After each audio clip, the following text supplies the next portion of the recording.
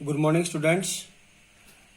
Today I am going to discuss the development of lift force on an airfoil.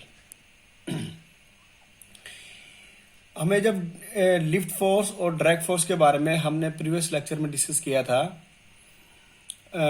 जिस भी बच्चे ने previous lecture नहीं देखा है, पहले मेरे यूट्यूब चैनल पे जाके लिफ्ट और ड्रैग फोर्स के ऊपर प्रीवियस लेक्चर को देखें और तभी आपको टॉपिक समझ में आएगा। इससे पहले जैसे मैं थोड़ा डिस्क्राइब करता हूँ ड्रैग फोर्स और लिफ्ट फोर्स को, थोड़ा सिंपल में शॉर्टकट में, वो आप सुन लीजिए। जब हम बात करते हैं कि इसके अंदर बार बार एक वर्ड आता है कि सिमेट्रिकल, अनसिमेट्रिकल, तो सिमेट्रिकल बॉडी और अनसिमेट्रिकल बॉडी क्या होती है? सिमेट्रिकल बॉडी वो होती है अगर उस बॉडी को किसी एक्सिस के अबाउट काटा जाए और काटने के बाद वो उसके ऊपर कंप्लीटली ओवरलैप हो जाए तो उसको हम बोलते हैं सिमेट्रिकल बॉडी। और अनसिमेट्रिकल बॉडी वो होती है कि उसको हम किसी एक्सिस के अबाउट काटें और वो उसको ओवरलैप करें तो वो ओवरलैपिंग ना हो, उसको बोलते हैं अनसिमेट्रिकल। अब इसी केस के अंदर अगर हम ड्रैग फोर्स की कुछ इंपॉर्टेंट बातें डिस्कस कर लेते हैं। हमने पहले इसका डेरिवेशन तो कर ही लिया था कि ड्रैग फोर्स की जब हम इंपॉर्टेंट बातें डिस्कस करते हैं तो सबसे पहले ये है, अगर बॉडी सिमेट्रिकल है और सिमेट्रिकल हो और जो स्टीम फ्लो हो रही है वह बॉडी के एक्सिस के पैरेलल है तो तब वहां पर केवल ड्रैग फोर्स लगता है। यानी कि कहने का मतलब ये है कि जब बॉडी सिमेट्रिकल हो, लाइक दिस, मान लीजिए there is airfoil like this या ए बॉडी, ठीक है, और ये मान लीजिए इसकी एक्सिस है, ये इसकी एक्सिस है। अगर हम इस एक्सिस के अबाउट इसको काट दें तो ये इसके ऊपर कंप्लीटली ओवरलैप हो जाएगा, तो ये अपने पास में सिमेट्रिकल बॉडी होगी, ठीक है।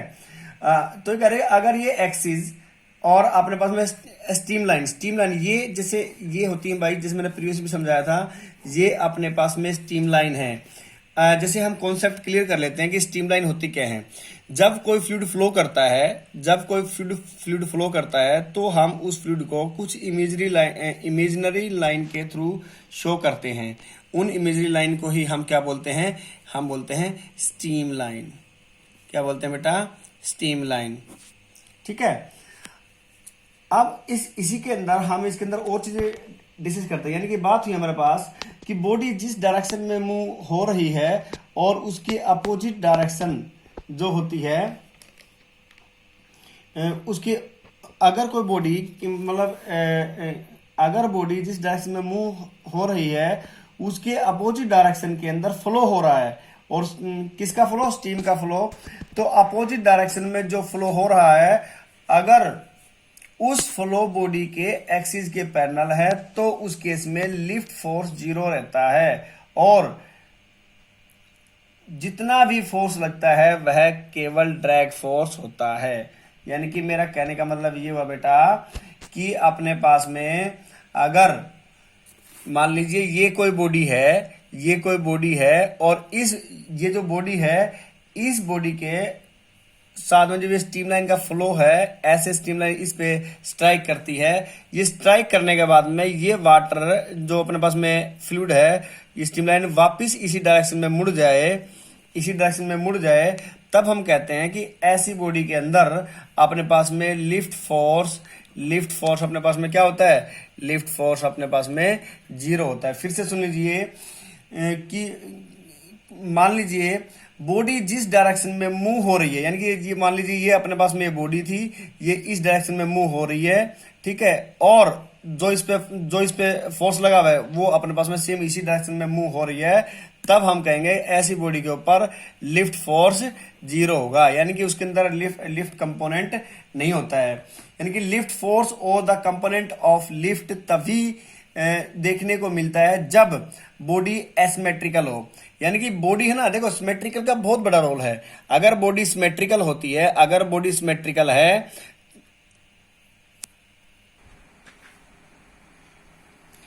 तो लिफ्ट फोर्स या कंपोनेंट ऑफ लिफ्ट तभी देखने को मिलता है जब बॉडी एसिमेट्रिकल हो या ऑब्जेक्ट थोड़ा इंक्लाइंड हो, ठीक है, तभी हमें किसके ऊपर इंक्लाइंड हो, ये बात करते हैं। देखिए कि ऑब्जेक्ट थोड़ा इंक्लाइंड, ऑब्जेक्ट इंक्लाइंड होना चाहिए इस स्ट्रीमलाइन के, दीज आर द स्ट्रीमलाइन, और हम ये मानते हैं you is the velocity of the streamline, velocity of streamline, और हम इसी को कहते हैं कि अपने पास में वेलोसिटी ऑफ फ्लूइड।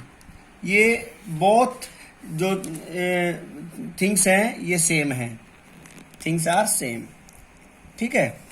अब इसी केस में हम आगे डिस्कस करते हैं। तो इसका मतलब हुआ कि भाई ड्रैग फोर्स जनरेट हो सकता है बिना लिफ्ट फोर्स के, परंतु लिफ्ट फोर्स जनरेट नहीं होता बिना ड्रैग फोर्स के, ठीक है। जहां भी आपको लिफ्ट फोर्स देखने को मिलता है तो वहां पर ड्रैग फोर्स तो लगेगा ही, परंतु ये जरूरी नहीं है कि जहां पर ड्रैग फोर्स हो वहां पर लिफ्ट फोर्स भी हो।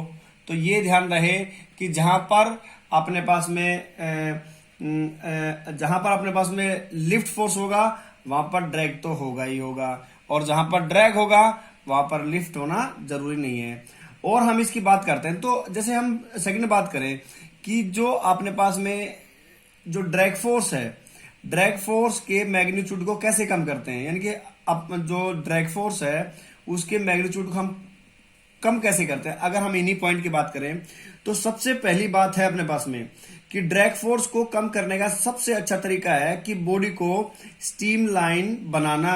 अब बॉडी को स्ट्रीमलाइन बनाने का मतलब है कि स्ट्रीमलाइन की बॉडी को स्ट्रीमलाइन, कि अपने पास में स्टीम फ्लो ये है, और जो मान ले कोई भी ऑब्जेक्ट है तो वो अपने पास में ऑब्जेक्ट क्या हो, स्ट्रीमलाइन, यानी कि जब अपने पास में ये स्ट्रीमलाइन इस स्ट्रीमलाइन के पैरेलल होगी तो ड्रैग फोर्स अपने पास में कम से कम होगा।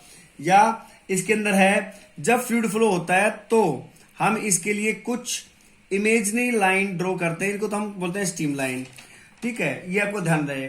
और बॉडी के की शेप अगर स्ट्रीमलाइन के साथ कोइंसाइड करती हैं, कहने का मतलब ये है कि जैसे अपने पास में बॉडी की शेप है वो ये जो अपने पास में स्ट्रीमलाइंस हैं इनसे कोइंसाइड करे, यानी कि अपने पास में अगर किसी एंगल पे लिफ्ट करे या मान लीजिए इस टाइप से हो, तब अपने पास में जो ड्रैग फोर्स है, ड्रैग फोर्स जो रेशियो है ड्रैग फोर्स अपॉन में lift force always greater than 1, तब अपने पास में क्या होगा 1 होगा।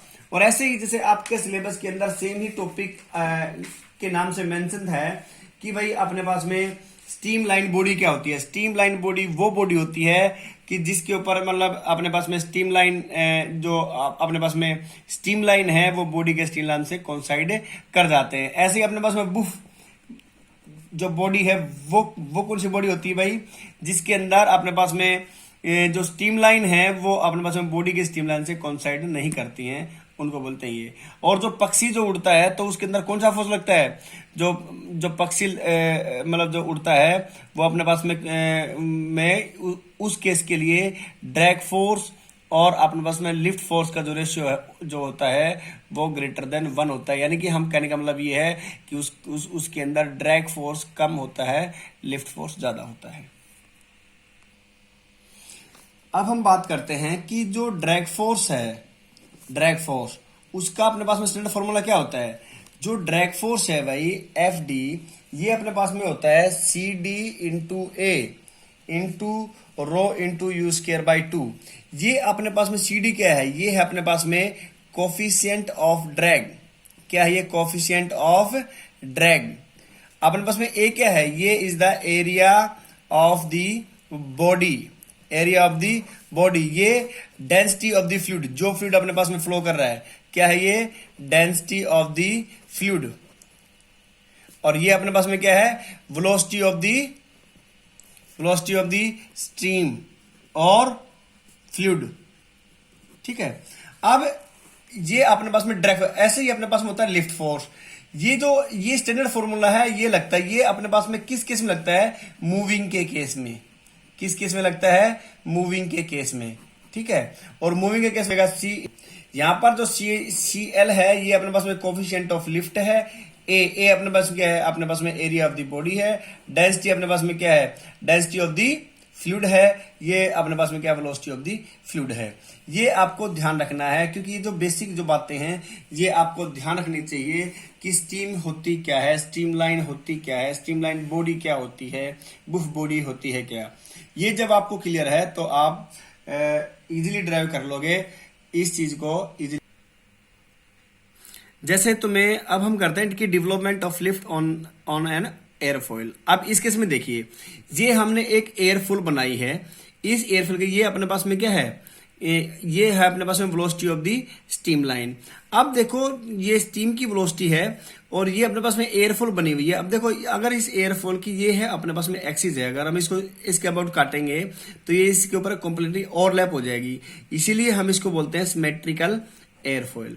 ठीक है, ऐसे ही अपने पास में सेकंड है ये वाली, देखो ये अब ये सेकंड है, अगर ये इसकी एक्सिस हम मान रहे हैं तो इसकी एक्सिस तो अपने पास में सिमेट्रिकल है ही नहीं। अगर हम एक्सिस लें तो किसी भी एक्सिस के अबाउट सिमेट्रिकल नहीं है, तो इसको हम बोलते हैं अनसिमेट्रिकल एयरफॉइल। क्या बोलते हैं इसको, अनसिमेट्रिकल एयरफॉइल। तो आई थिंक आपको क्लियर हो गई होगी कि अनसिमेट्रिकल एयरफॉइल। ठीक है, अब देखो ये अपने पास में होती है चौड़ लेंथ, ये अपने पास में होती है एयरफॉइल की एक्सिस, ये अपने पास में फ्लो ऑफ दी फ्लूइड। जब ये फ्लूइड इसके ऊपर स्ट्राइक करेगा तो देखिए ये फ्लूइड की डायरेक्शन है, तो हम देखेंगे कि ये इस एंगल के ऊपर इंक्लाइंड है। ये क्या है, इस एंगल के ऊपर इंक्लाइंड है। तो अब हमें इसके ऊपर क्या होगा कि इसके अंदर अपने पास में टो डेवलप होगा, जो कि इक्वल किस चीज का होगा, pi C U sine of theta. Remember it, ये आपको रिमेंबर करना है। सी क्या है अपने पास में चौड़ लेंथ है, ये आपको गिवन है। ठीक है, यू ये अपने पास में क्या है, फ्री स्टीम वेलोसिटी है जो यहां पर अपने पास में थी। ठीक है, अल्फा एंगल ऑफ अटैक, जिसके ऊपर ये अपने पास में जिस एंगल से इस एयरफॉइल के ऊपर स्ट्राइक करेगी ये अपने पास में एंगल है, ये इसकी एक्सिस से की जो आउटर है ये अपने पास में एंगल होता है, एंगल ऑफ अटैक। ऐसे ही जैसे हम लिफ्ट फोर्स की बात करेंगे तो सेम एज इट इज हो जाएगा कि अपने पास में रो यू एल इंटू टाओ। अब जब अपने पास में टाओ की वैल्यू है वो प्रीवियस इक्वेशन हम पुट करेंगे तो rho V L into tau into pi C U sine of theta. ठीक है, अब ये u इससे मल्टीप्लाई हो जाएगा तो ये u का स्क्वायर हो जाएगा, ये पाई डेंसिटी एल और साइन ऑफ थीटा, ये अपने पास में आ गई इक्वेशन फर्स्ट। ठीक है, बट वी नो दैट, हमने पढ़ा है कि जो मूविंग बॉडी है उस केस के अंदर अपने पास में क्या होता है, अपने पास में लिफ्ट फोर्स होता है C L into A into rho V का स्क्वायर या रो यू का स्क्वायर बाई 2। तो अब इन दोनों से हम कंपेयर कर लेंगे, कंपेयरिंग 1 and 2, तब अपने पास में क्या चीज आएगी।